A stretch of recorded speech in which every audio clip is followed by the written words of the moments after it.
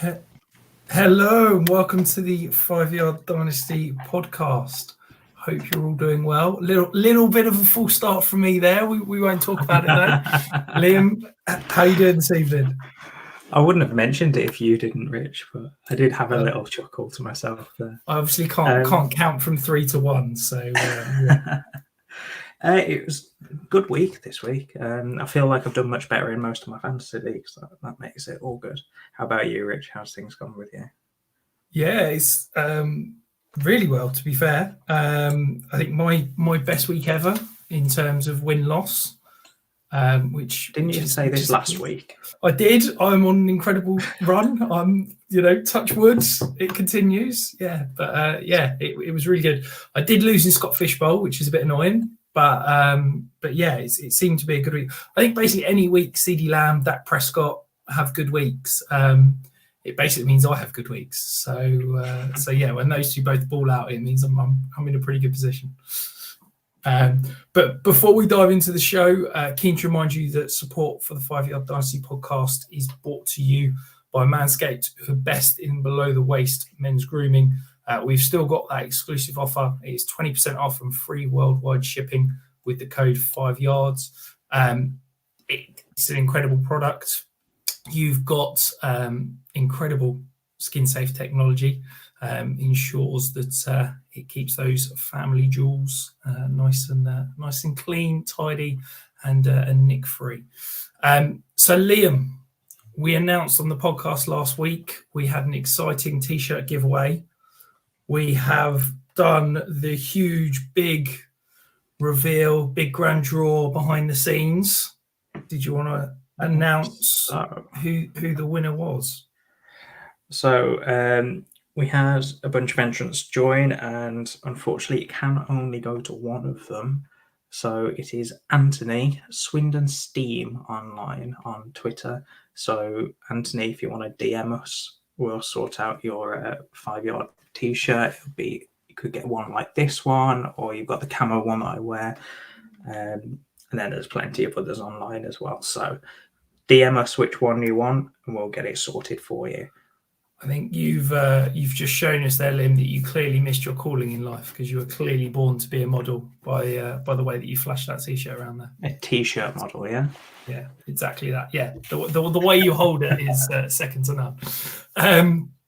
There you go. Looks like we're back to a pink one. So cocktail of the week, Liam. I'd argue it's more like maroon, kind of like a brown kind of colour. No, it's pink. Yeah, anything's pink to you. You could be looking at yellow and it's pink. So that is a cherry bakewell. So sticking with a sweet theme. To make it, all you need is amaretto, cherry cordial, lemon juice, and lemonade. Rich, how much of a fan are you of cherry bakewells? I hate to break your heart, but I can't stand cherries. So yeah, it's not for me, I'm afraid, this one. Yeah, let's move on then, Rich. Yeah. You need to get back to lemon, apple. Those are my key flavors. Watermelon. I might have one in store for you next week, then, Rich. There we go. As soon as you start talking about melon, cucumber, cherry, I'm out. Cucumber. Oh, yeah. Those. I literally. It's the weirdest thing, and everyone finds it incredibly weird. In that I eat everything. I don't eat. I basically am a human dustbin when it comes to food. But yeah, cucumber, melon, and cherry, those are the three things that I can't stand. Anyway, people aren't tuning in. People aren't tuning in to hear me talk about my random food habits.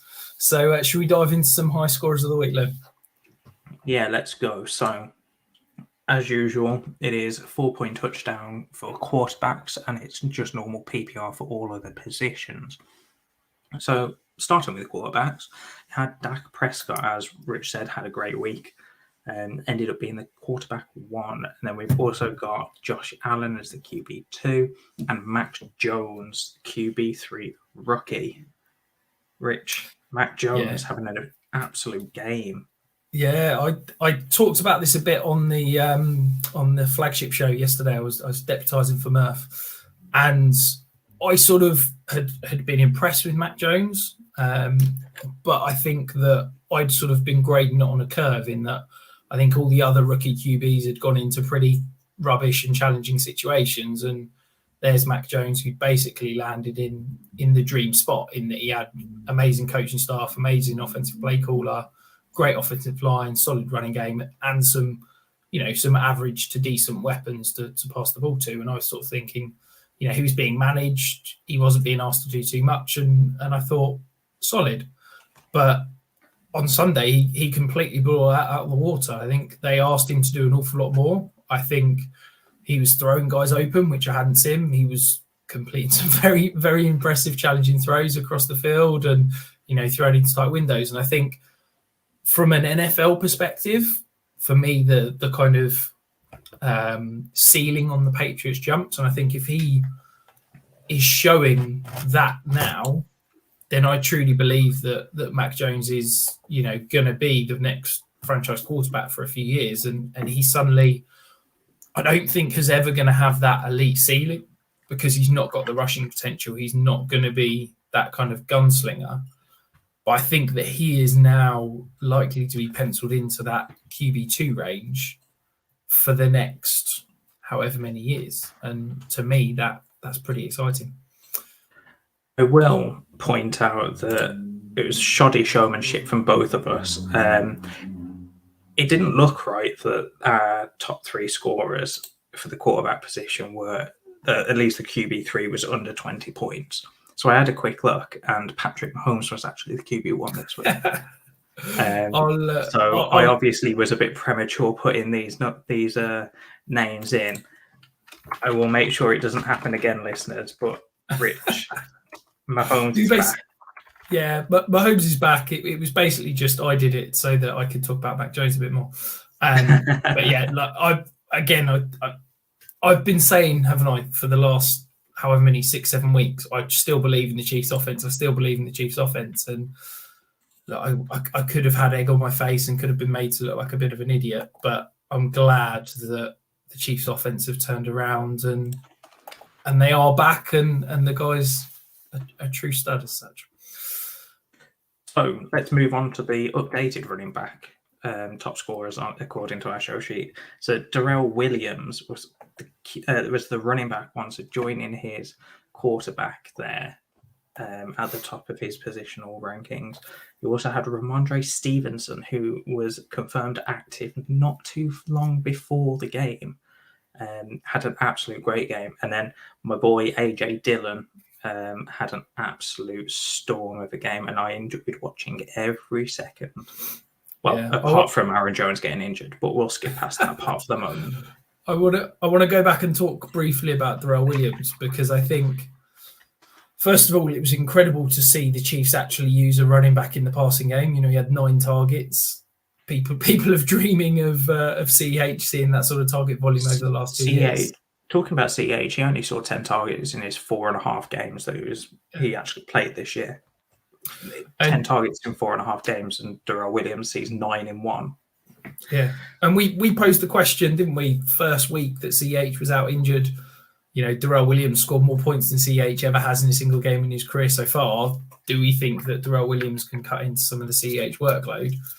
And CH he's just continued to produce Darrell Williams has just continued to produce while CH has been out. And I think it's an interesting one.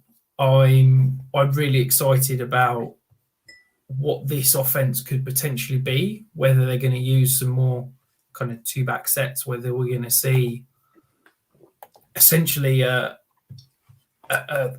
Darrell Williams or CH used as that third wide receiver where they've not got one. So I think for me, Darrell Williams is perhaps once CH comes back, could be a little sneaky buy, because I think he's going to have some value. I think he's going to have a role. I don't think he's just going to go back to sitting on the bench. And I think potentially people are going to sour on him and look to sell him for anything because they think he's worthless when CH comes back. Yeah, I can definitely see that. One person I did want to bring up was Christian McCaffrey. Obviously came back last week, before week 10, so week 9. And this week just gone, he had over 150 scrimmage yards, nearly 100 yards on the ground on 95. he was the RB4, and that's all without a touchdown on the week. So He's CMC is truly back. Absolutely. Moving on to the wide receivers, though, you got Deebo Samuel as the wide receiver 1. He's having an absolute great year so far. You got Stephon Diggs back in the top lineup. I know that's a name that we have been missing for a lot of this season. And then Rich's boy, as usual, CD Lamb. I think Rich would kill me if I didn't mention that while CD Lamb's name is in the top 3. Well, look, it's, when a guy just keeps producing, it's not my fault that he's always in the top 3, is it? I mean, but I think it's. Sorry, I think Deebo is the most interesting out of these 3. I mean, looking at last year, Stephon Diggs, the wide receiver 1, and then CD Lamb, everyone's kind of expecting him to have this type of production. Whereas Deebo, you were probably getting rounds 7 to 10, probably in somewhere in that range. In that late wide receiver 2, early wide receiver 3 range, wasn't he? Yeah. I didn't have enough shares of him because, as I said before the season, I didn't know which one of the 3 receiving targets between him, Kittle, and the other wide receiver, Ayuk. I didn't know which one was going to be the one to own. It looks like there's going to be 2 of them. From the way that they threw the ball to Kittle, they as in the 49ers, but Samuel has been absolutely immense. He's shown what he can do in open field situations, and Kyle Shanahan's just getting the ball in his hands and letting him do his thing. There was a catch in the game this week where he caught it on a very short slant, probably about 5 yards from the line of scrimmage, and he took it for 40. I think it was about 30 to 40 yards. It just shows what he can do and how speedy he is in the open field. Yeah, he's a completely unique receiver, isn't he? In that there's no other receiver Very in the much NFL so. that has, outside of maybe someone like Rondale Moore, has the similar usage in that the ADOT is very low, the yards after the catch is very high. We see, an incredible conversion rate in terms of air yards to receiving yards because of that yak potential, and also the ability to, take handoffs and get balls out of the backfield. Him getting that handoff for a touchdown killed me and all my Elijah Mitchell shares. But yeah, it was nice to see. That is something as well that I forgot to touch on, was he was used in the backfield quite a bit. He was the 49ers leading rusher going into halftime. So it is nice to see him being used in a versatile set anyway. Moving on to the tight end position, Travis Kelce or Kels, whichever one you want to pronounce it as. He's back again, tight end 1.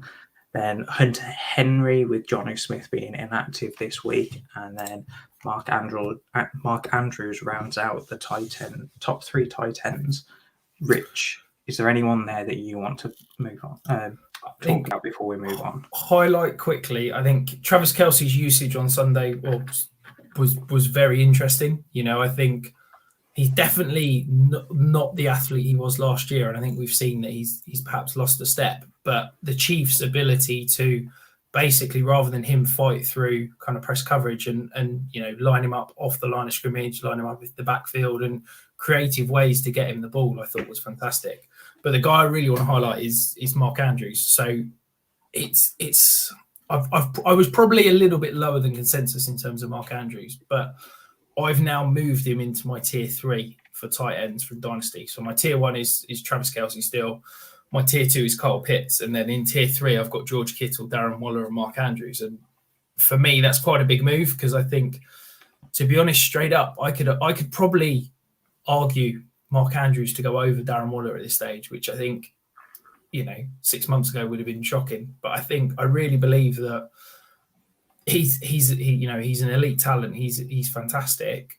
And I think that this passing offense with the Ravens is actually going to be better than we hoped. And I think that the only reason he's been dinged and not been in that kind of elite tier conversation is because of the low passing volume within that offense. Well, yes, the Ravens are going to improve their offensive line in the offseason. Yes, the Ravens are going to get Dobbins and Gus Edwards back. But I don't think the passing volume is just going to go back to what it was last year. I really believe now that Mark Andrews is kind of in that elite tight end conversation for me. He's definitely in the conversation. My struggle comes with your tiers. I know that Pitts is great, but I don't see him as the sole tight end 2 tier. I believe that it's probably a bit more mixed for me, but that's just picking just being nitpicky. That's what I'm trying to say. You're not allowed opinions on positions that you don't believe in. So we all take your tight end takes with a pinch of salt. You should see the amount of tight end trades that have been sent to me today. I had to talk to someone and say, look, you listen to the podcast, you know that I don't like tight ends. This is never going to get done if you keep sending me a tight end. So moving on to the significant news, you've got Aaron Jones has been confirmed has a MCL sprain in the game. He did leave the game and didn't come back.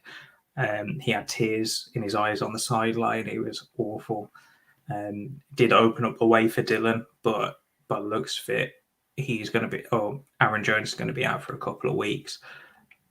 With the bye coming up, I think that Jones is probably going to be out for 2 weeks, hit the bye, and then hopefully get healthy after the bye. So that's probably week 14. Moving on, you've got Robert Woods. This was just before the game, or I believe it was Saturday, wasn't it? Robert Woods has an ACL tear, so he's out for the rest of the season. Excuse me. So Alvin Kamara also appeared on the injury report with an MCL sprain. Now, we didn't know what this was before the game. Yeah, it was just a bit of a situation crowded in mystery, I suppose, because he didn't. Nothing came out. No reports came out before the game, and then all of a sudden he was made inactive. We saw the Saints were bringing in running backs, but we had no idea what it was. By the looks of it, is an MCL sprain, so out for 2 to 4 weeks. That's going to be a tough one. I know that I was looking at trading for Kamara in a league that I'm contending in just last week, and the deal just didn't get done by a very small margin, and that was mostly down to the injury. So, yeah, it's been an interesting one, isn't it? I think it's rare now with all the injury reporting and Ian Rappaport and Adam Schefter and such that we have an injury decision that we almost don't know about until Sunday. And yes, he didn't practice all week. There was all sorts of rumours that he was going to be out. And then it was almost sort of Saturday night, wasn't it? Sunday morning, Alvin Kamara is going to be inactive. And, you'd like to think that if it was a knee sprain, if it is this MCL that's being suggested, why wasn't that confirmed and why wasn't that shut down, at the beginning of the week? It's a rarity in today's NFL. But as you said, it's a huge loss for fantasy. It's a huge loss for a lot of fantasy teams that were probably pushing for contention. Let's just hope that it is, the lower end of that timescale, as you said, and he's back for playoffs to hopefully win some people titles. Yeah, definitely. So moving on, again, this was one that kind of popped up out of nowhere. So Chase Claypool has turf toe. So that he's probably out for 3 to 4 weeks. Again, this was just a bit out of nowhere, just randomly in the week, just popped up. Moving on, you've got Cordell Patterson. Now, he's got an ankle sprain. It looks to be high ankle, but I don't think we've got enough information to know at this point. Out for anywhere between 2 to 6 weeks. He did try to return to the game, but he was then pulled by the medical staff and wasn't let back in. Rich, considering that the guy went undrafted, this is an awful way to end this. It's an awful way to end anyone's season, but especially for a guy that hasn't really been used properly in the NFL and now isn't with a team that does. It's a massive shame for both fantasy owners and the player itself.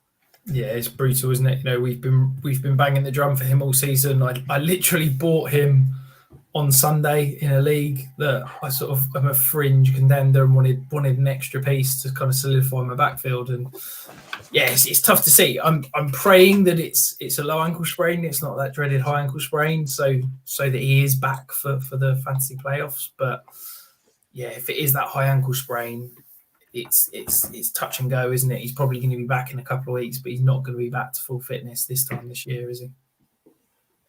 So moving on, we've got Dallas Goedert has a concussion. He does have potential of returning this week, but with concussions, it's probably going to be the week after, so next week. You've got Miles Sanders, Saquon Barkley, both potentially returning to the game. Miles Sanders from IR and Saquon Barkley just potentially coming back after getting healthy over the bye. More on the Barkley situation. Devontae Booker, who has been handling the workload while Barkley's been out, he could be looking like he's injured. He's been added to the injury report. So hopefully Barkley gets back, Sanders gets back to that rushing game, because I know that Howard also got injured for the Philadelphia Eagles during that game. So maybe Sanders comes back, and with how that Eagles run game is going at the moment, Miles Sanders just hits the ground running, no pun intended there. And then final bit of, I suppose, actual news. This happened last week. Cam Newton signed with the Panthers after being 2 years away from them. And he didn't start the game last week, but he's looking to start this week. He did score a touchdown. If you haven't seen the video of him screaming, "I'm back" at the camera, it was thoroughly enjoyable. So have a look at that. But Cam Newton probably back this week. I have to say, I saw my favourite tweet of the week when I saw the Panthers signed Teddy Bridgewater to be the replacement for Cam Newton. They traded for Sam Darnold to be the replacement of the replacement for Cam Newton.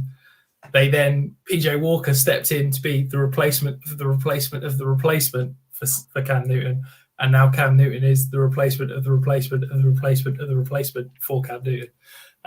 Yeah, it's good to see him back in the NFL. I think the NFL is a much better place. I'm a little bit hesitant to just scream that he's, a league winner and he's back in that elite tier. I think solid QB2 probably the rest of the season if he's going to start the rest of the season, but I don't think he's going to be more than that. I think, there's a reason why he lost the job in New England. There's a reason why the Panthers moved on from him. Yes, hopefully that shoulder is fit, and I think he's going to be exciting to watch and fun to be a part of. But I'm not penciling him in as a QB1 fancy. Yeah, so I suppose the other bit of news that I failed to mention was Darnold was put onto the injured reserve list for the Panthers. So Good. He's looking at a 4 to 6 week return. It's going to be this is what led to the Newton signing, but yeah. The Sam Darnold situation is going to be fascinating because the Panthers are on the hook for him for $18 million next year because they picked up his 5th-year option. Why they did that, I do not know. But it's, are they going to bring in another quarterback and have Sam Darnold as the $18 million backup? Are they going to draft a guy? Are they going to go back to Sam Darnold next year? It's a properly fascinating offseason for the Panthers. Maybe that front office has been looking too closely at the Chicago Bears front office with Nick Foles. I had to get that Bears dig in. Yeah, so, final bit of significant news. The bye weeks this week are the LA Rams and the Denver Broncos. So a lot of fancy lineups, especially contenders getting hurt with the loss of guys like Stafford, Kupp, Henderson. And then I suppose you could say Javonte Williams for maybe not contenders, but I don't think anyone really in the Broncos offense is helping people contend or has been a mainstay of a contender so far. Maybe Noah Fant if you really want to bring up the top 10. He's been terrible this year. Tim Patrick's been the guy, isn't it? I think Jerry Jeudy's going to be a stud for the rest of the season. I think Jerry Jeudy for me is my must buy. I think he's taken over the offense. I discussed it on the flagship show yesterday, so I'm not going to go into too much detail. But yeah, I very much love him. So diving into the Dynasty Stock Market then, Liam. the big risers on the week. So the first one you talked about at the beginning of the show in the kind of highest scorers for the week, Ramondre Stevenson. Damian Harrison was out with the concussion. Ramondre Stevenson cleared the concussion protocol very late on Sunday, and just had an absolute field day, wasn't it? A very interesting prospect profile coming out as a rookie this year.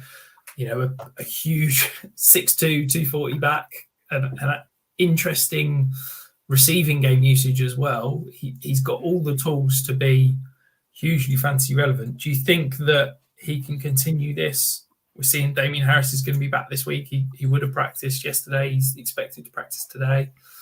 Do you think Stevenson's got a role for the rest of the season? It's got a role. I don't think it's going to be anywhere what it was like on Sunday. I think with Stevenson, he's an interesting kind of candidate because he reminds me so much of Damian Harris from just a situational point of view. The profiles are obviously different.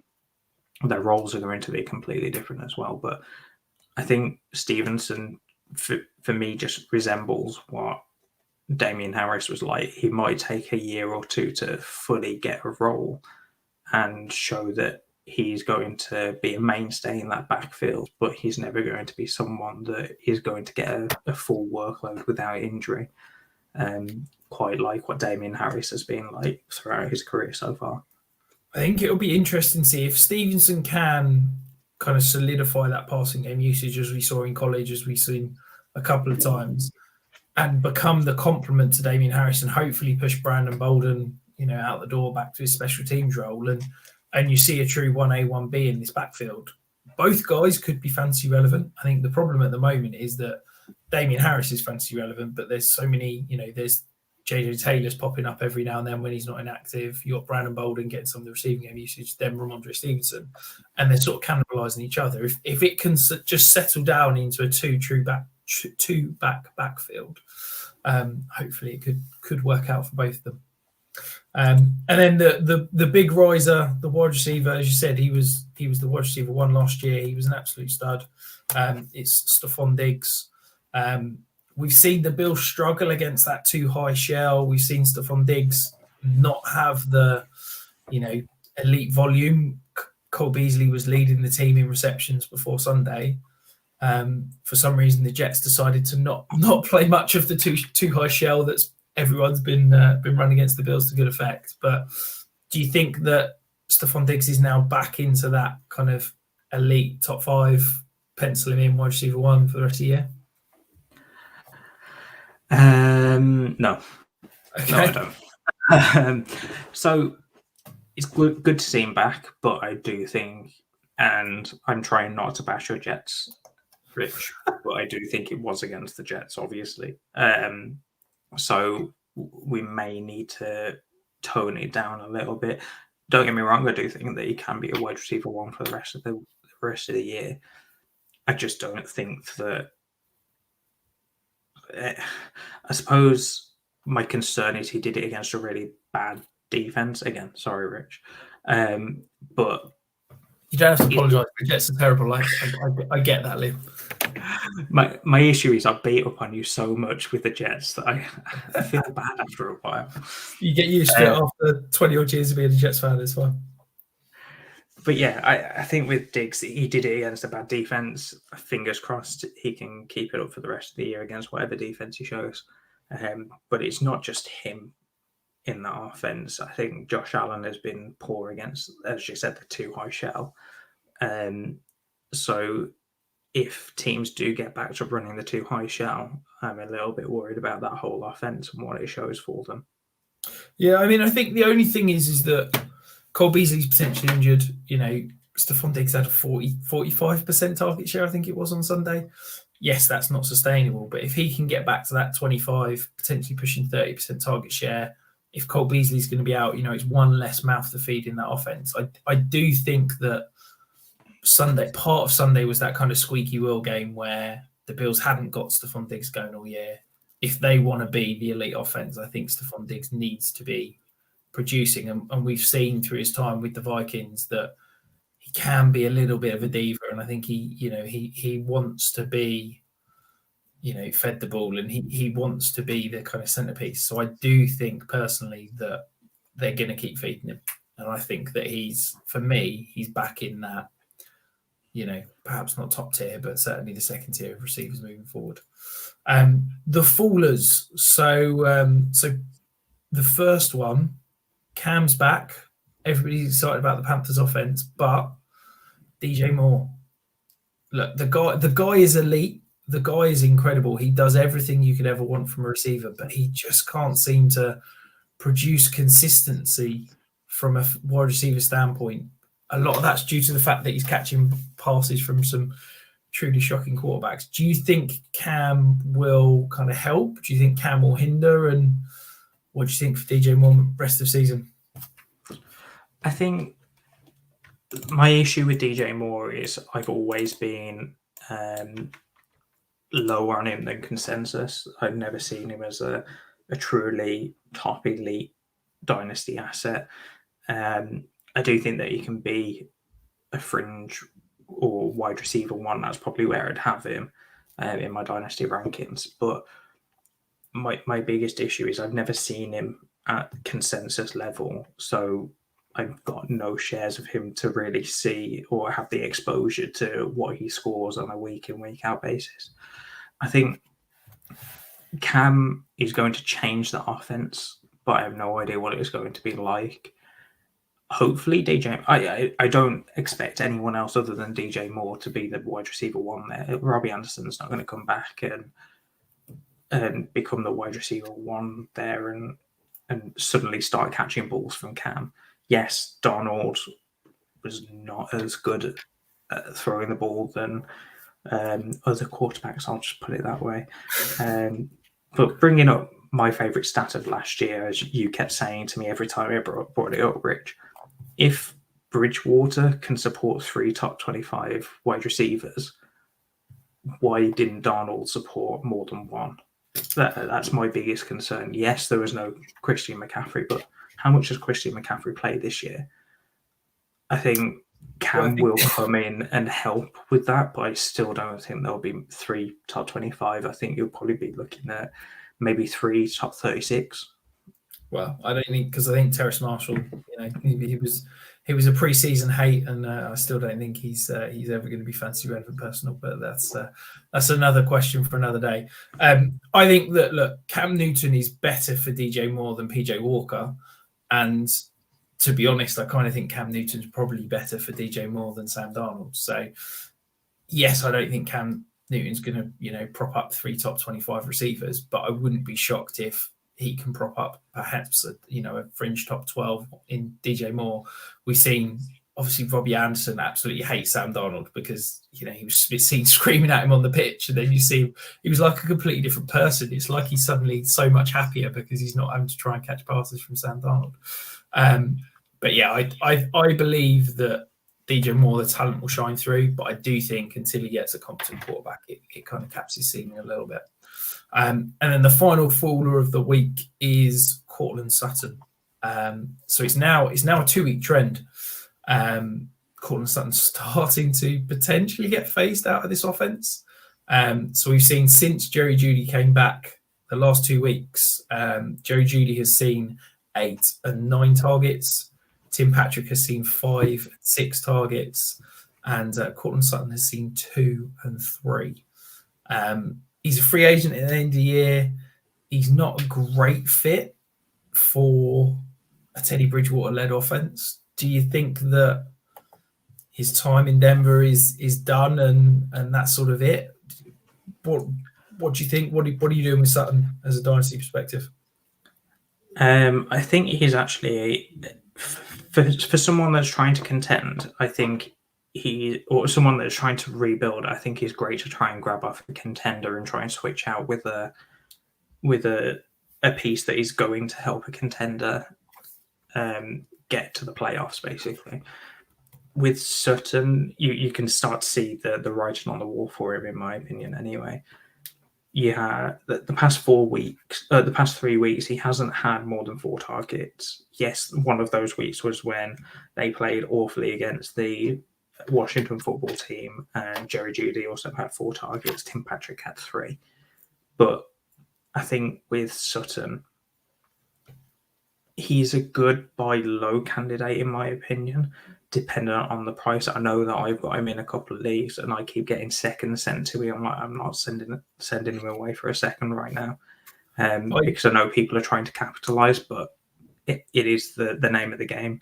Buy low, sell high, and I think Sutton, if you can get him for lower than what most people would expect next season, potentially just when the free agency, when free agency hits, you could probably sell Sutton for more than you'd pay for him right now, just based on the hype rather than any production. Yeah, I think it's a risk reward play, isn't it? Because I think Definitely.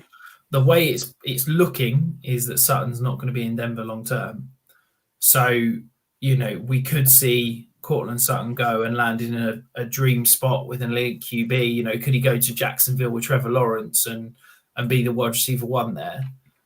Or he could end up being this year's Corey Davis, where, he goes to a poor offense that's got a non-elite quarterback.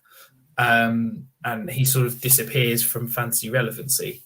Could he be this year's Kenny Golladay or something like that?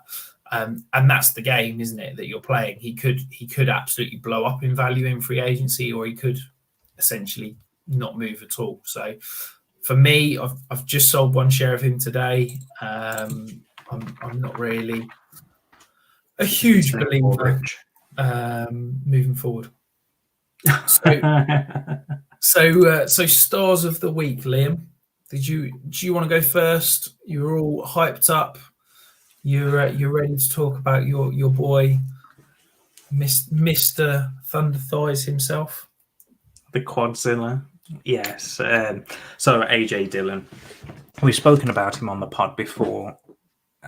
Was it last week? The week before? You've spoken about him every opportunity you can get. Let's not hide from that. I mean, why not? He's shown that he has the flashes, and he's shown that he can do it with a full workload. This game, yes, he got into the situation because of an injury to Aaron Jones, but he was still looking good during the game with Aaron Jones in the game.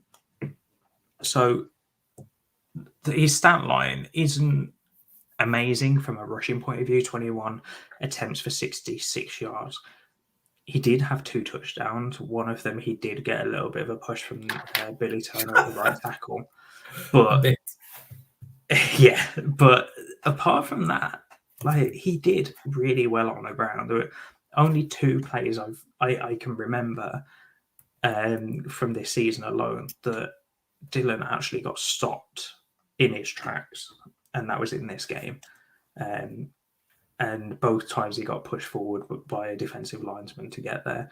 There was one, and I'm talking more real football at the moment, but there's one play where it was a 3rd and 1.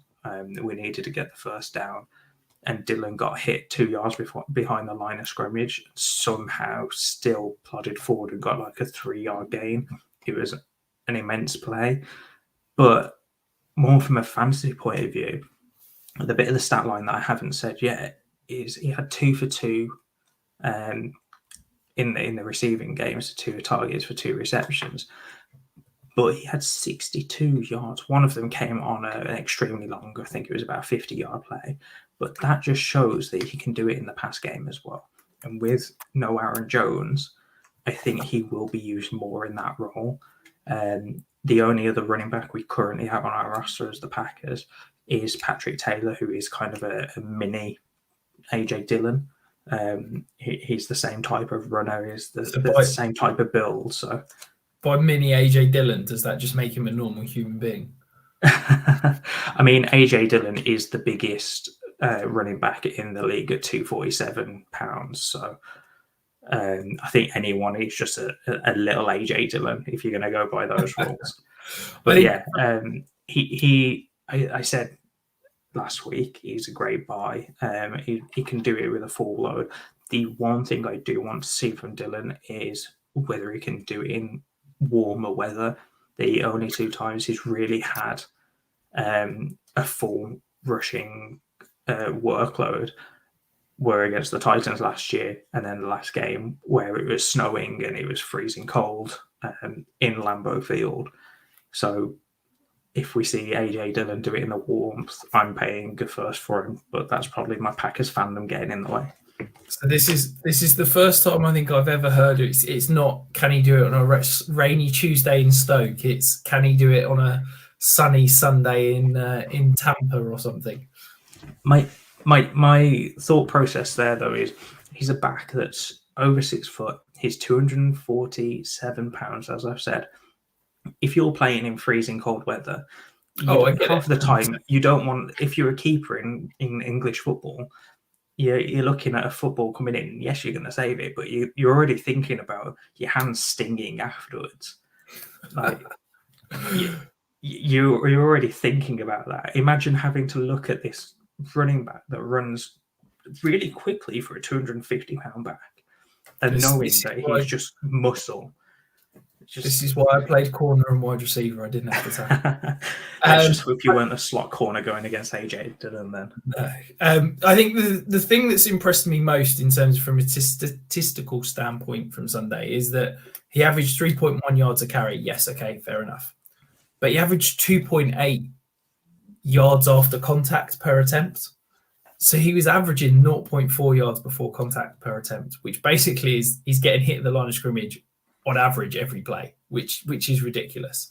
I think that's perhaps slightly on him as much as it is on the Packers offensive line. I do think that there is a talent to not getting hit in the backfield, and I think that that's perhaps an area of his weakness.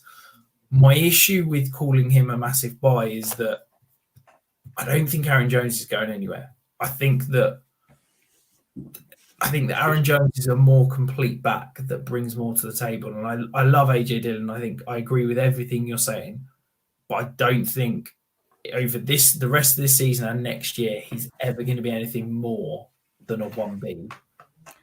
Yes. And so me saying I'll pay a first for him is my Packers fandom getting away from me because right now is not the time you want to buy. It is this is buying high. If you bought him last week, then perfect. You did what I was ranting about for the whole season, because I thought that he was one of those type of backups where he's kind of like a Tony Pollard in that tier of backup that can become a running back one with an injury. I think Dillon specifically, we just need to, or I need to call the Jets a little bit because my hype train's getting a little bit too much. I do enjoy AJ Dillon. I don't think right now is the time to buy. Maybe when Aaron Jones comes back, then is the time to buy because everyone's thinking, oh, Aaron Jones is coming back. AJ Dillon's workload's going to come down. And that's before people start to think, oh, wait, after next season, when people start looking in the off season at contracts and stuff, oh, Aaron Jones is probably out the building after next off season. Yeah. So I agree. Maybe between Aaron Jones coming back from potentially after the bye week 14 to before free agency next year or in the off season in February, March time, I think that's probably your window to buy. But anyway, enough about AJ Dillon. I probably took over 10 minutes of the show there, Rich. Let's move on to yours. Before we dive into mine, breaking news on the pod: Elijah Mitchell has a fractured finger and is undergoing surgery today. So they're hopeful that he's going to play week 11, but it could be that he's out for a week or two, which could be Jeff Wilson time potentially. But yeah, certainly one to monitor over the next 48 hours or so. But my star of the week, so it's George Kittle. We've seen now when he's healthy, when he's on the field, he is absolutely elite. He had five receptions, 50 yards and a touchdown. But I think the under the radar thing, he had a 36.8% target share. He led the team in terms of targets. I think, look, the guy is an incredible talent. The guy is a stud for fantasy. The big question is injuries. I think if you could guarantee that he was healthy and never going to get injured again, then I think he's absolutely in that tight end one conversation. But it's just a case of how long is he going to stay healthy, isn't it? What do you think? Do you think he can stay healthy, Liam? I do think he can stay healthy. My biggest concern is you put on the show sheet, is he the Dynasty tight end one? I know that's more of a little poke and a bit of a fun conversation to have, but my issue with having him so highly at the moment is we have no idea what Lance's offense is going to be like next year. I do think Lance takes over next year. So do we see a rise to the wide receivers rather than tight end? I'm just a bit skeptical there going into next year. For the rest of this year, I'm all in. If you're a contender, he's probably the lowest of the top lot. Maybe Mark Andrews, his price is a little bit lower, but price wise, I think Kittle and probably the most reasonably priced. But if you're looking into next year, I think I'm a little bit more skeptical. Yeah, I think I'm a believer. I just think of that Shanahan offense with that Shanahan scheme. He's happy scheming the ball into his star players, and I think Kittle is one of them. I think it doesn't matter who's the in at quarterback. Kittle's going to get fed the ball. It doesn't matter what type of quarterback you are. You want to get the ball in your playmakers' hands, and I just think that for me, yeah, as I said earlier, I still want Kelsey. I still want Kyle Pitts over him, but he's in that tier with Mark Andrews and Darren Waller for me, and he's probably at the top of that tier. So the deep dive player of the week, and I've put this show sheet together, Liam, purely just to spite you. I wanted to have as much tight end talk as possible. So the deep dive player of the week is going to be Dan Arnold. So he saw 7 targets, had 5 receptions for 67 yards. He also caught a 2-point conversion. It's under the radar sort of deep dive because basically I think he's entered that startable tight end every week conversation. He's been over 10 points 4 of the last 5 weeks. Since he was traded to the Jaguars, he is the tight end 8 in fantasy. Yes, I don't think he's ever going to, break into that kind of top elite tier, but he's kind of got sneaky, solid tight end production. Yes, we all know, Liam, you don't like tight ends, but do you think Dan Arnold could be a cheap tight end to acquire to be able to sort of see you through for the rest of the year? Right, we need to set the record straight here. I go along with your joke of not liking tight ends, but it's not tight ends, the position I don't like. It's tight end premium, the scoring format that I don't like. So you're worried now that the tight ends are going to come after you, aren't you? So. Let's just clarify. I love tight ends. I hate watching their film because they are probably the hardest position that I can try and look at from a fantasy perspective. But more on Dan Arnold specifically, he's a name that I've been tracking for about 3 to 4 weeks now. And since he got traded to the Jags, I was quite interested in how they were going to use him because not a lot of people realized how much James O'Shaughnessy was actually being used, who was the Jags tight end one. And even though it wasn't translating too much into fantasy points, I think that just comes down to the talent there rather than anything else. Now that they have Dan Arnold, that has really shown that now that they've got the talent at the tight end position, they are willing to use it and they are going to use it. So I absolutely love this pick. I saw you put him into the show sheet and I was glad that you put him in because I wanted to try and sneak him in somewhere. And then I saw the amount of tight ends that you put in, so I had to lay off a little bit. I think he's fantastic, but I think the biggest kind of benefit you can get at the wide receiver at the tight end position is if you're basically playing a wide receiver at tight end from a fantasy perspective. We see it with Mike Gesicki all this year. Okay, yes, not this week, but he's a guy that's playing 85% of his snaps as a wide receiver, and that's kind of what you get in Dan Arnold. So far, so last Sunday, he played 45 snaps, 30 of them were in the slot, 4 of them he was out wide, and 11 of them he was as an inline blocker. This is a guy that's playing, 2/3, 70% of his snaps as a wide receiver. It's an interesting usage, and I really do think that people haven't caught up to him being that sort of tight end one because he's not caught a couple of touchdowns. I do think that had he caught a 2-point conversion, if that's a touchdown on Sunday, he's suddenly in that top 5 on the week, and we're talking about Dan Arnold as suddenly a kind of a top 5, top 6 tight end on the week, and a guy that his price has probably doubled. I think you can probably go and buy him still pretty cheap. I've got him valued around a kind of a late second in a tight end premium league, probably a third in a standard league. I'd be very surprised if you were spending a late second on him. Yeah, I think you can. I don't even think necessarily guys at that level, it's difficult to buy for picks because, who really wants a 3rd round pick? But I think that if you can get him as a throw-in in perhaps a slightly bigger trade, I think that's a good move because I do think that he's carving out a nice little role for himself. Definitely. So, Rich, moving on, I know that we had a look at doing Spotlight of the Player this week and kind of decided not to because of the importance of this week. So, for those of you that don't know, your trade deadline's probably coming up, if not past last week. So, make sure you check it. Make sure you check when it's going to be.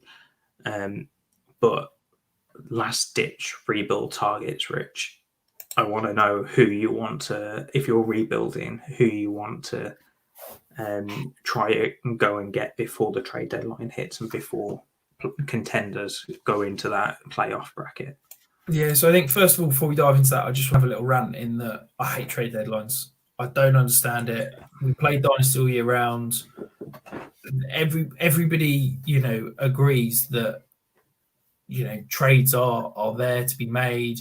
You've got rebuilding teams, you've got playoff teams. I don't get why there's a trade deadline. Everyone will go, but what happens if a team that's out of the playoffs trades all their studs to a team that's winning? Fine. If the team that's contending is willing to mortgage their future and pay all their draft picks, all their young players to try and win a title now, fine. I'm absolutely fine with that. It means that the team that's not in the playoffs is rebuilding, which is what we all want. I don't get trade deadlines in Dynasty leagues. I just don't understand it. I will die on that hill and I will never ever understand it. I agree with you. I think the only reason I can ever accept is because the NFL does it, and I know a lot of people do like to mirror their leagues to the NFL. I'm not saying that I agree with doing it, but I can understand why that they do it. The NFL. I know that you're shaking your head. 53-man rosters in the NFL. They start 22 guys plus special teams. Does that mean we're gonna mirror that and have full IDP? Are we going to want to play in a offensive line and assign them points, or do you really want to, Rich? You do whatever you want. Yeah, it's ridiculous. It's ridiculous. Get rid of trade deadlines. They're stupid. But yeah, what I wanted to talk about was basically, I think, look, we can sit here and go through the old cliches and the adage of if you're contending, go out and buy win now players. If you're rebuilding, sell your Adrian veterans for draft picks and young players, and everybody knows that. But I think because everybody knows that, the prices of those players sort of go up because that Adam Thielen is going up in price because he's pretty much the most obvious sell now wide receiver if you're not a contender. So what I like to do at this time of year is look at a few guys that I think are undervalued that could potentially see an uptick in value next year. Because I think that whilst rebuild teams, yes, go out and get your draft picks, but actually you probably need to be a little bit more aggressive. You probably need to kind of up that risk profile to help you rebuild. Because if you're not contending, yes, you can just go and get draft picks, but it might take you a little while. So if I'm rebuilding, I like being really aggressive with the moves I'm making.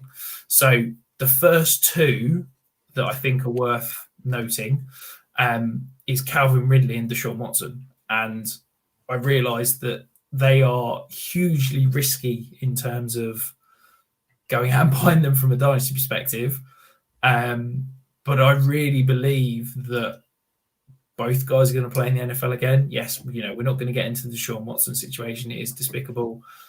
But I believe both guys are going to play in the NFL, and I believe when they do, they are elite players at their position. Yes, I'm not paying face value. I'm not paying 3 firsts for Deshaun Watson. I'm probably not paying a first for Calvin Ridley. But if I can go and attack them on a contending roster, and if I can move an Adam Thielen plus maybe a second or another player for Calvin Ridley, I'm absolutely doing that. If I can go and move Matthew Stafford for Deshaun Watson, or if I can move a Jalen Hurts, or even like a Tom Brady for Deshaun Watson, that's absolutely a move I'm doing. Yes, it's risky, but I think that as a rebuilding team, if you're not taking risks, you're just going to kind of end up on that churn of mediocrity. I think you need to raise your risk profile whenever you're rebuilding slightly. I think what you're mostly talking about, Rich, is potentially a 1-year rebuild is where you need to take the risks. So there's multiple ways you can rebuild. So the main one that people will go for is probably a multiple year rebuild where they try to accumulate draft picks over the coming seasons and try and hit on the draft picks and so on and so on. The thing with doing that is it takes a couple of seasons, but your draft pick values really are pretty standard. They don't really move in value, or they don't fluctuate in value. Your draft picks will, so 2022 draft picks, for example, will go from the start of the season as, yes, it's a first rounder, but it's after the season, to this point in the season where you're probably already thinking about it, and then max value is just before the draft. And then the whole cycle goes again for 2022, 2023, 2024, and so on. What you're probably more talking about is a 1-year rebuild, probably more like a retooling exercise where you want to try and take those risks to get a win now situation earlier on. And Deshaun Watson, before this news, was all about a top 5 quarterback at dynasty level.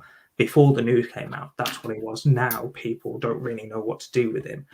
And yes, allegedly what he has done is despicable. We don't have enough information. Yes, where there's smoke, there's normally fire, but we don't have the information at the moment, and that's why it's a risk. But if you're not taking risks in a rebuild, in my opinion, then, or at least in a 1-year rebuild, then you're not going to get anywhere, as you said. I do like the moves that you've suggested. Staying on the quarterback position, though, Rich, a guy that we've already spoken about in the past couple of weeks, Jordan Love, I know we both like as a rebuild buy right now. I think especially after the performance and now that Rodgers is back in the lineup, this is probably a great time to buy him because people are probably getting back into the mindset Rodgers is going to start for the next few weeks, and then probably not thinking too much into next year at this moment in time. So Jordan Love, I think, is a great buy. Yeah, absolutely. I think we feels like we talked him to death, doesn't it? But I think he's a great target to go. I think going back to the 1-year, 2-year rebuild, I don't really believe in rebuilds being longer than a year. I think that if you're looking at a 2-year rebuild, I think basically what you're doing is you're saying, I'm going to accumulate draft picks and I'm going to try and hit on those draft picks. Well, so are 11 other guys in your league. Like, I think that for me, I don't try to view draft picks as draft picks. I try to view them as essentially movable capital. And I think that, yeah, it's great to go and accumulate draft picks, but I would rather try and spin those draft picks into either higher draft picks when it comes to the draft or players. And I think that I'm not viewing it as this is a draft pick. If I trade for a 2023 first rounder, I'm not viewing that as, I can go and get Kashawn Butte or, I'm going to go and get Bijan Robinson.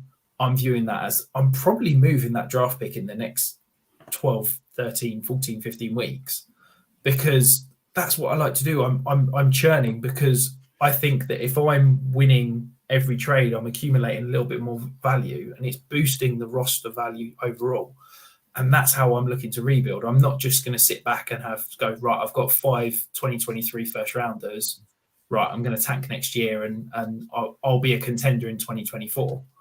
Because I think for me, that's just pointless. I think that any roster, any situation, I think you can turn around in a year and become a contender. I honestly believe that. I think we need to put that to. Sorry, that's a passionate little rant from me. I think we need to put that to the test next season, then, Rich. Yeah, potentially. But a couple of other rebuild targets I just wanted to highlight before we finish, Liam. Michael Gallup, Tim Patrick, both, wide receiver 3s on their team, both kind of struggling behind some studs in terms of target volume, but both free agents. Could we see Tim Patrick resigned in Denver as the wide receiver 2? Could we see him land in, potentially a better situation? Michael Gallup, he was an absolute Twitter darling after his rookie year. Then they drafted CeeDee Lamb, and he's sort of fallen down the pecking order. I really believe Michael Gallup is an elite talent, and I think that if he can get, a larger slice of the pie in another good offense, I think he could be a nice little buy from a dynasty perspective. Yeah, I love Gallup being on this list. I think Tim Patrick is a low risk, medium reward. I think with Gallup, you've got the potential top 24 wide receiver on a team where he's going to get the better more targets. So I absolutely love Gallup. So dynasty listener questions. Have we got a couple this week? Yeah, so we've got a couple, mostly from our guys at the Fantasy Wild Card. So quick fire round, Rich. Kev asks, Akers, Dobbins, or Etienne? We've been through this before. I'm personally going Dobbins. Who are you going with? I've got Etienne and Dobbins back to back. They're in the same tier. I've got Etienne ahead, but to be honest, it's flipping for coin. And then I've got Akers third by a decent margin. It's just that injury really worries me. That's the reason he's slightly lower. So I'm pretty sure this one is just to guess on a rant, but as we're running out of time, he's not going to see that come to fruition. Is the Javonte Williams hype getting too far? Yes. No, it's not. No, yes, it's not, Kev. No, it's not. Moving on. Ali has asked, which player in Dynasty... Before you ask that, so Kev is at Dynasty_GOAT on Twitter and Ali is at FF Dynasty Grill. See, I was just going to do that at the end and shout out Matt at the same time, but now you've done that, it just messes everything up. Matt doesn't deserve a shout. He didn't ask us a question. Oh, I'll let you bring that up to him. So Ali then asks, which player in Dynasty has risen most in your rankings over the first half of this season? So I think Cordero Patterson officially, because he wasn't in my rankings at the start of the season, to be honest. But yeah, he's shot up. I think Cooper Kupp has obviously blown up. And then I'm trying to think who else has risen significantly. Debo and Hollywood Brown for me. Debo's risen, Hollywood. And then Javonte Williams. He's gone from a running back sort of, he was in that back end RB2, high end RB3 range for me at the beginning of the season. He's now my RB12. So yeah, he's certainly shot up quite a bit. He's not shot up too much for me because I was already high on it beforehand. Can't go any higher than RB1, can you, Liam? So no, that's AJ Dillon. Come on. Okay, so I've got to be on brand. Anyway. But yeah, thank you very much for listening, guys. Thank you for tuning in live on the live stream. I just want to say, if you're not checking out the rest of the 5 Yard crew, you're missing out. There is some absolutely fantastic content being produced, whether it be Stocks and Ash on the college pod and all the college writers with Jordan and Jack and Jake, whether it be Bren and Nathan on the IDP show. Obviously Mirth and Dan, locking it down on the flagship show. And then the DFS guys are absolutely tearing it up at the moment. They're doing some fantastic work with Fan Team. And also what I'd say, two of my favorite articles that I read on a weekly basis, Rob and Pitsy, very well researched, very well written. I can't speak highly enough of the rest of the 5 Yard team because everybody's putting out some fantastic content. And as Rich has managed to figure our two article writers at 5 Yard Dynasty ourselves, Dynasty Dan 1 on Twitter and Lewis Wood FF, I believe, is his Twitter username. So check those out. They release articles every week for us as well. So can't forget those. But yeah, anyone in the 5 Yard family is great to listen to or read. Awesome. Well, thank you ever so much, guys, and we will see you again next week.